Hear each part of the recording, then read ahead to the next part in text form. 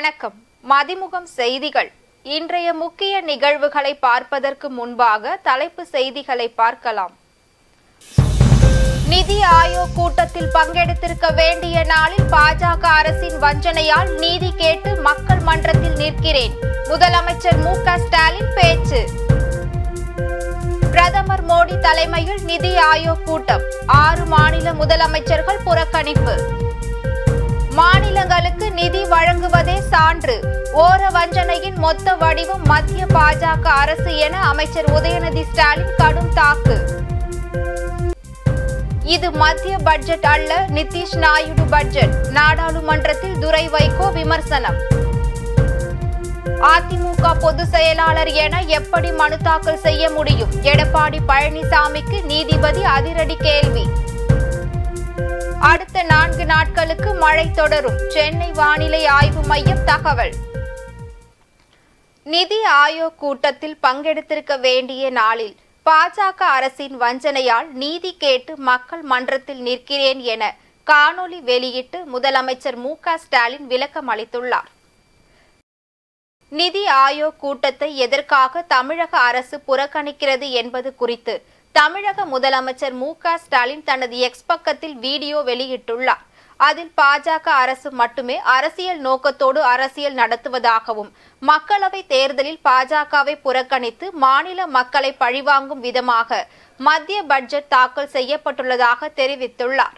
தாக்கல் செய்யப்பட்ட மத்திய பட்ஜெட் ஆனது சுயநலத்திற்காக நாற்காலியை காப்பாற்றிக் கொள்ள உருவாக்கப்பட்டதாக உள்ளதாக தெரிவித்துள்ள முதலமைச்சர், மேலும் தவறு செய்கிறீர்கள், மேலும் தோல்வியை சந்திப்பீர்கள் எனவும் தெரிவித்துள்ளார்.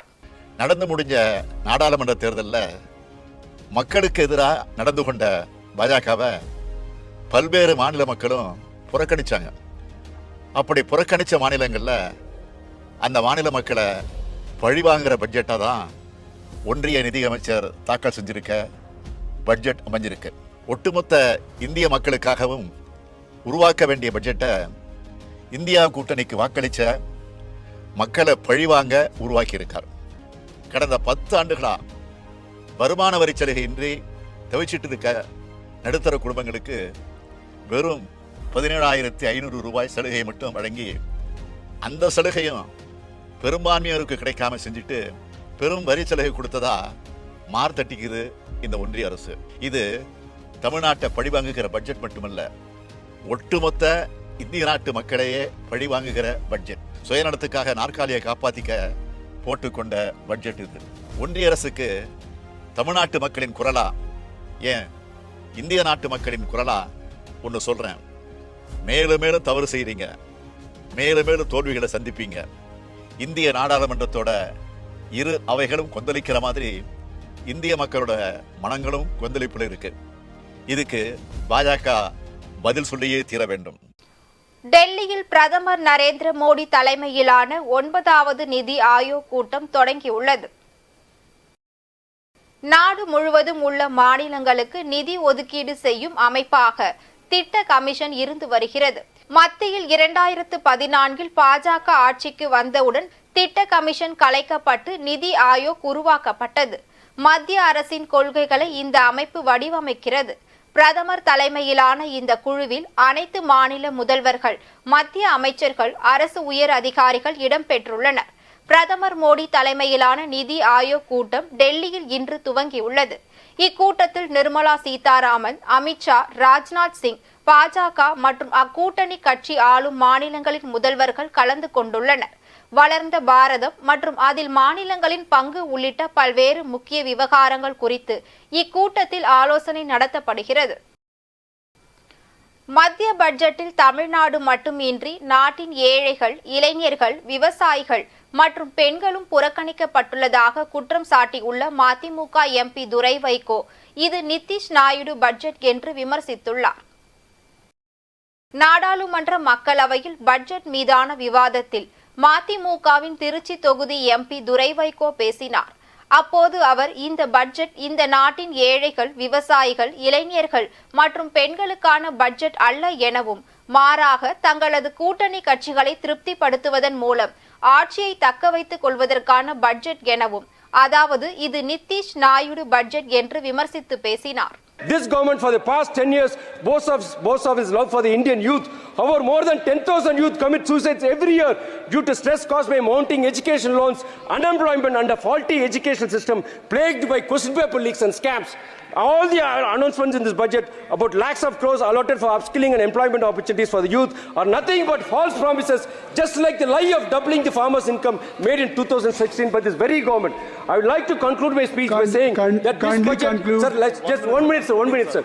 I would like to conclude my speech by saying that this budget is not a budget for the farmers, poor, youth and women. On the contrary, it is a budget that has been drafted to keep this government alive by appeasing its coalition partners. Likely it is called the Nitish Naidu budget. I also say this budget, sir, it aids crony capitalism. It is a budget that goes against the basic tenets of the Constitution, that is equality and justice. It is a budget that goes against the spirit of Ambedkar's federalism. I humbly request the Union government to transcend political boundaries and ideologies to serve the common man and this great country, sir.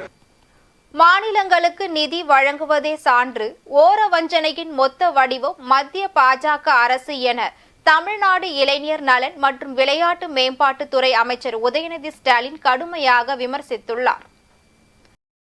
Tamil Nadu இளைஞர் நலன் மற்றும் விளையாட்டு மேம்பாட்டுத்துறை அமைச்சர் உதயநிதி ஸ்டாலின் வெளியிட்டுள்ள X தள பதிவில், Khelo India திட்டம் தொடங்கப்பட்டது முதல் கடந்த 7 ஆண்டுகளில் பாஜக ஆளும் உத்தரப்பிரதேசத்துக்கும் குஜராத்துக்கும் தலா 400 கோடிக்கு மேல் தந்து தாராளம் காட்டியிருக்கிற மத்திய அரசு தமிழ்நாட்டுக்கு வெறும் 20 கோடியை மட்டுமே ஒதுக்கீடு செய்துள்ளதாக தெரிவித்துள்ளார். சர்வதேச அரங்கில் இந்திய விளையாட்டுத் துறையின் முகமாக தமிழ்நாடு மாறி வருவதாகவும், விளையாட்டுத் துறையில் இத்தனை ஆக்கப்பூர்வமாக செயல்படும் தமிழ்நாட்டுக்கு வெறும் 20 கோடியை மட்டும் ஒதுக்கி இருப்பதை நம் மக்கள் ஒருபோதும் ஏற்க மாட்டார்கள் எனவும், இது தமிழ்நாட்டு விளையாட்டு வீரர்களுக்கு இழைக்கப்படும் மாபெரும் அநீதி எனவும் குறிப்பிட்டுள்ளார். தமிழ்நாட்டுக்கு நிதி ஒதுக்குவதில் தொடர்ந்து பாரபட்சம் காட்டும் பாசிச பாஜகவின் போக்கை வன்மையாக கண்டிப்பதாக தெரிவித்துள்ள அவர், வாக்களிக்காத மாநிலங்களுக்கு எதிரான மனநிலையை ஒன்றிய பாஜக அரசு உடனடியாக கைவிட வேண்டும் எனவும் அமைச்சர் உதயநிதி ஸ்டாலின் தனது எக்ஸ் தள பதிவில் குறிப்பிட்டுள்ளார். அதிமுக பொதுச் செயலாளர் தொடர்பான வழக்கு நிலுவையில் உள்ள நிலையில் அதிமுக பொதுச் செயலாளர் என குறிப்பிட்டு எப்படி மனு தாக்கல் செய்ய முடியும் என எடப்பாடி பழனிசாமிக்கு சென்னை உயர்நீதிமன்றம் கேள்வி எழுப்பியுள்ளது. அதிமுக பொதுச் செயலாளராக எடப்பாடி பழனிசாமி அறிவிக்கப்பட்டதை எதிர்த்தும், பொதுக்குழு தீர்மானங்களை எதிர்த்தும் ஓ பன்னீர்செல்வம், மனோஜ் பாண்டியன், வைத்திலிங்கம், ஜேசிடி பிரபாகர் ஆகியோர் சென்னை உயர்நீதிமன்றத்தில் மனு தாக்கல் செய்துள்ளனர். இந்த வழக்கு மீண்டும் விசாரணைக்கு வந்தபோது ஆரம்பத்தில் இணை ஒருங்கிணைப்பாளர் என மனு தாக்கல் செய்துவிட்டு தற்போது பொதுச் செயலாளர் எடப்பாடி பழனிசாமி என பதில் மனு தாக்கல் செய்யப்பட்டுள்ளதாக ஓ பன்னீர்செல்வம் தரப்பில் புகார் அளிக்கப்பட்டது. அப்போது அதிமுக பொதுச் செயலாளர் தொடர்பான வழக்கு நிலுவையில் உள்ள நிலையில் அதிமுக பொதுச் செயலாளர் என குறிப்பிட்டு எப்படி மனு தாக்கல் செய்ய முடியும் என எடப்பாடி பழனிசாமிக்கு நீதிபதி கேள்வி எழுப்பினார். நீதிபதி அதிருப்தி தெரிவித்ததை தொடர்ந்து எடப்பாடி பழனிசாமி தரப்பில் மன்னிப்பு கோரப்பட்டது. இதனை அடுத்து திருத்த மனு தாக்கல் செய்ய எடப்பாடி பழனிசாமி தரப்புக்கு உத்தரவிட்டு வழக்கு விசாரணையை ஆகஸ்ட் 7ஆம் தேதிக்கு ஒத்திவைக்கப்பட்டது. மத்திய பட்ஜெட்டில் எதிர்க்கட்சிகள் ஆளும் மாநிலங்களுக்கு பாகுபாடு காட்டப்பட்டதாக கூறி நிதி ஆயோக் கூட்டத்தை புறக்கணிப்பதாக தமிழ்நாடு முதலமைச்சர் மு.க. ஸ்டாலின் உட்பட 6 மாநில முதலமைச்சர்கள் அறிவித்துள்ளனர்.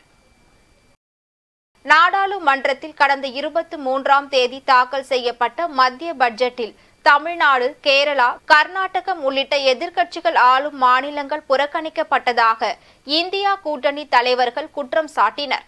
இதனை அடுத்து பட்ஜெட்டுக்கு எதிர்ப்பு தெரிவிக்கும் விதமாக நிதி ஆயோக் கூட்டத்தை இந்தியா கூட்டணி தலைவர்கள் புறக்கணிப்பார்கள் என அறிவிக்கப்பட்டது.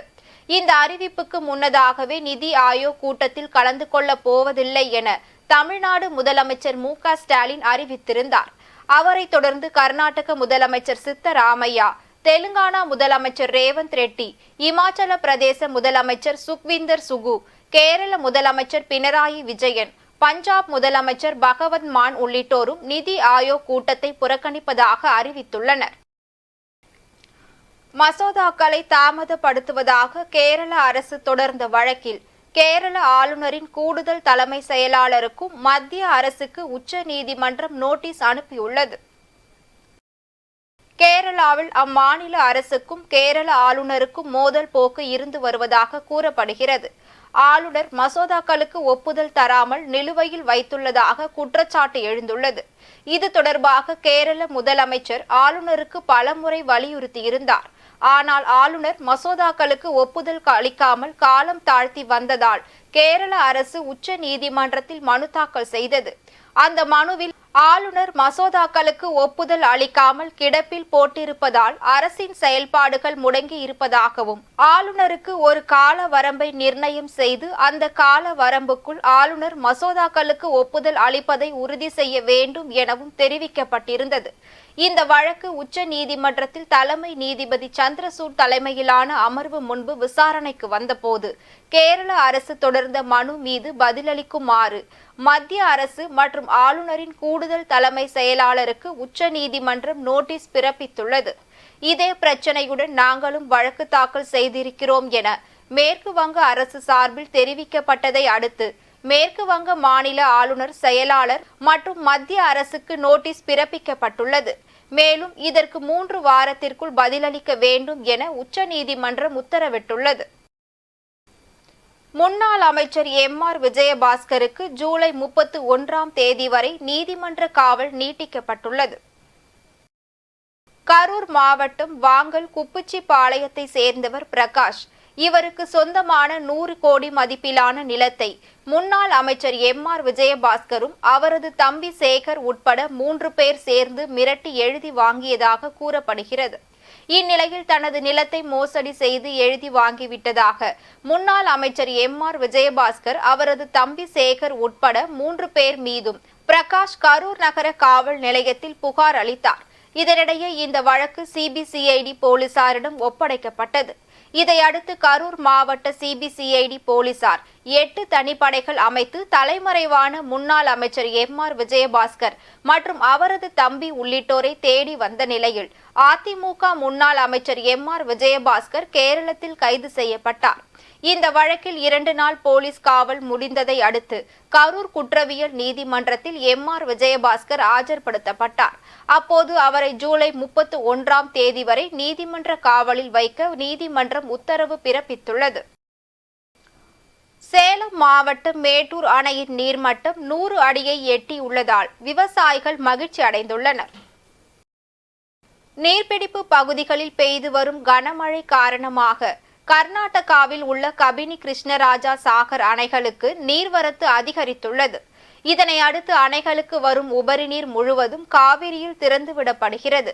குறிப்பாக கர்நாடக மாநிலத்தில் உள்ள கபினி மற்றும் கிருஷ்ணராஜா சாகர் அணைகளில் இருந்து 1,20,000 கன அடி நீர் உபரி நீராக வெளியேற்றப்பட்டு வருகிறது. தொடர் நீர்வரத்து காரணமாக 71வது முறையாக மேட்டூர் அணையின் நீர்மட்டம் 100 அடியை எட்டியுள்ளது. மேட்டூர் அணையில் இருந்து குடிநீர் தேவைக்காக வினாடிக்கு 1000 கன அடி நீர் திறக்கப்பட்டு வருகிறது. அணைக்கு நீர்வரத்து வினாடிக்கு 81,552 கன அடியில் இருந்து 93,828 கன அடியாக அதிகரித்துள்ளது.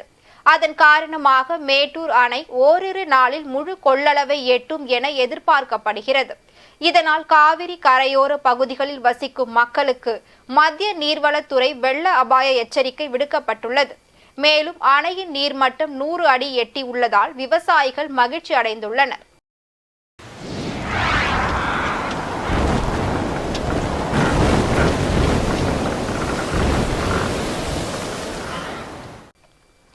தமிழகத்தில் இன்று முதல் ஜூலை 31ஆம் தேதி வரை மிதமான மழை முதல் கனமழை பெய்யும் என சென்னை வானிலை ஆய்வு மையம் அறிக்கை வெளியிட்டுள்ளது. மேற்கு திசை காற்றின் வேக மாறுபாடு காரணமாக இன்றும் நாளையும் தமிழகத்தில் பல இடங்களில் மழை பெய்யும் என்றும் புதுவை, காரைக்கால் பகுதிகளிலும் மழை பெய்யும் என்றும் அறிவிக்கப்பட்டுள்ளது. மேலும் நீலகிரி, கோவை மாவட்டங்களில் ஓரிரு இடங்களில் கனமழை பெய்ய வாய்ப்பு உள்ளது. அதேபோல் ஜூலை 27 முதல் 1ஆம் தேதி வரை தமிழகம், புதுவை, காரைக்கால் பகுதிகளில் இடி மின்னலுடன் கூடிய லேசானது முதல் மிதமான மழை பெய்யக்கூடும் என சென்னையை பொறுத்தவரை அடுத்த 24 மணி நேரத்தில் வானம் ஓரளவு மேகமூட்டத்துடன் காணப்படும் என்றும் சில இடங்களில் இடி மின்னலுடன் கூடிய மழை பெய்ய வாய்ப்பு உள்ளதாகவும் வானிலை ஆய்வு மையம் தெரிவித்துள்ளது. மேலும் தமிழகத்தில் இந்த வாரம் முழுவதும் 35 டிகிரி செல்சியஸ் வரை அதிகபட்ச வெப்பநிலை இருக்கும் என்றும் குறைந்தபட்சமாக 27 டிகிரி செல்சியஸ் வரை இருக்கக்கூடும் என்றும் வானிலை ஆய்வு மையம் தெரிவித்துள்ளது. காவிரி பாசன மாவட்டங்களில் மிக அதிக பரப்பளவில் சம்பா சாகுபடி செய்ய அரசு ஏற்பாடு செய்து தர வேண்டும் என பாமக தலைவர் அன்புமணி ராமதாஸ் வலியுறுத்தியுள்ளார். இது தொடர்பாக அவர் வெளியிட்டுள்ள அறிக்கையில், கர்நாடக அணைகளில் இருந்து வினாடிக்கு 1 லட்சம் கன அடிக்கும் கூடுதலாக தண்ணீர் திறந்துவிடப்படும் நிலையில் வெள்ள ஆபத்தை தடுக்கும் வகையிலும் காவிரி பாசன மாவட்டங்களில் சம்பா சாகுபடிக்கான முன்னேற்பாடுகளை தொடங்கும் வகையிலும் அணை நிரம்பும் வகையில் காத்திருக்காமல் உடனடியாக தண்ணீர் திறக்க தமிழக அரசு முன்வர வேண்டும் என வலியுறுத்தியுள்ளார். கடந்த ஆண்டு சம்பா குறுவை ஆகிய 2 பருவங்களிலும் நெல் சாகுபடி தோல்வி அடைந்ததால் பெரும்பான்மையான உழவர்களிடம் பணம் இல்லை எனவும் இதையும் தமிழக அரசு கருத்தில் கொள்ள வேண்டும் எனவும் தெரிவித்துள்ளார். காவிரி பாசன மாவட்டங்களில் சம்பா சாகுபடி செய்யப்படுவதற்கு வசதியாக வேளாண் துறை அலுவலகங்கள் வாயிலாக விதை நெல்கள், கூட்டுறவு சங்கங்கள் மூலமாக உரங்கள் மற்றும் பயிர்க்கடன் கிடைப்பதற்கு தமிழக அரசு ஏற்பாடு செய்ய வேண்டும் என்று அன்புமணி ராமதாஸ் கேட்டுக்கொண்டார். திருப்பூர் மாவட்டம் தாராபுரம் குண்டடம் பகுதியில் தொடர்ச்சியாக ஆழ்குழாய் மோட்டார் கேபிள் திருட்டில் ஈடுபட்டு வந்த கல்லூரி மாணவர்கள் உட்பட 4 பேரை போலீசார் கைது செய்தனர். குண்டடம் பகுதியில் கடந்த 1 வருடத்திற்கு மேலாக அவ்வப்போது விவசாய தோட்டங்களில் ஆழ்குழாய் மோட்டார்களுக்கு மின்சாரம் செல்லும் கேபிள்களை மர்ம நபர்கள் திருடி வந்தனர். இது குறித்த புகாரின் பேரில் குண்டடம் போலீசார் கேபிள் திருடர்களை தேடி வந்தனர். இந்நிலையில் காஞ்சிபுரத்தில் சாலையோரம் இருக்கும் ஊராட்சி ஆழ்குழாய் கிணற்றில் அமைக்கப்பட்டிருந்த கேபிளை மர்ம நபர்கள் 2 பேர் வெட்டி கொண்டிருப்பதை அப்பகுதி மக்கள் சிலர் பார்த்து அவர்களை பிடிக்க முயன்ற போது மர்ம நபர்கள் தாங்கள் வந்த பைக்கை எடுத்துக்கொண்டு விரைந்து சென்றனர். உடனடியாக அப்பகுதியில் இருந்த பொதுமக்கள் கார் மற்றும் 2 சக்கர வாகனங்களில் கேபிள் திருடர்களை துரத்தி பிடித்து குண்டடம் போலீசில் ஒப்படைத்தனர். மேலும் இந்த கேபிள் திருட்டில் தொடர்புடைய ஏனைய நபர்களையும் உடனடியாக கைது செய்ய வேண்டும் என வலியுறுத்தி திருப்பூர் தாராபுரம் சாலை பகுதியில் திடீரென சாலை மறியலில் ஈடுபட்டனர். இதனால் நள்ளிரவு நேரத்தில் அந்த வழியாக போக்குவரத்து பாதிக்கப்பட்டது. ஸ்ரீலங்கா நாட்டில் நடைபெற்ற உலக அளவிலான கராத்தே போட்டியில் கலந்து கொண்டு கோவைக்கு பெருமை சேர்த்த 2 பள்ளி மாணவர்களுக்கு பள்ளியின் சார்பில் பாராட்டு விழா நிகழ்ச்சி நடைபெற்றது. கோவை பாப்பநாயக்கன் பாளையம் பகுதியில் ஸ்ரீ விஜய வித்யாலயா நர்சரி மற்றும் பிரைமரி பள்ளி செயல்பட்டு வருகிறது. இப்பள்ளியில் பயிலும் மாணவர்களான அவந்திகா, கிருஷ்ணகுமார், தக்ஷித் ஆகியோர் கடந்த 22ஆம் தேதி ஸ்ரீலங்காவில் நடைபெற்ற இன்டர்நேஷனல் கராத்தே போட்டியில் பங்கு பெற்றனர். இந்த போட்டியில் கலந்து கொள்ள Malaysia, Indonesia, Qatar, Sri Lanka, India போன்ற நாடுகள் பங்கு பெற்றுள்ளது. இதில் இப்பள்ளியை சேர்ந்த அவந்திகா, கிருஷ்ணகுமார் 8 முதல் 9 வயது வரையுள்ள பெண்கள் கட் ஆஃப் பிரிவில் 2ஆம் இடமும், குமுதே பிரிவில் 3ஆம் இடமும் பெற்று சாதனை படைத்தனர். அவ்வாறு சாதனை படைத்த மாணவ மாணவியர்களை இன்று பள்ளியின் தாளாளர் TN கிருஷ்ணன், பள்ளியின் செயலாளர் ரேகா கிருஷ்ணன், பள்ளியின் தலைமை ஆசிரியர் பிரேமா, கராத்தே பயிற்சியாளர் வரதராஜன் மற்றும் பள்ளியின் சக மாணவ மாணவியர்கள் ஆகியோர் மாணவர்களை பள்ளியில் வைத்து பாராட்டி வாழ்த்துக்களை தெரிவித்து பாராட்டு விழா நிகழ்ச்சியை கோலாகலமாக நடத்தினர்.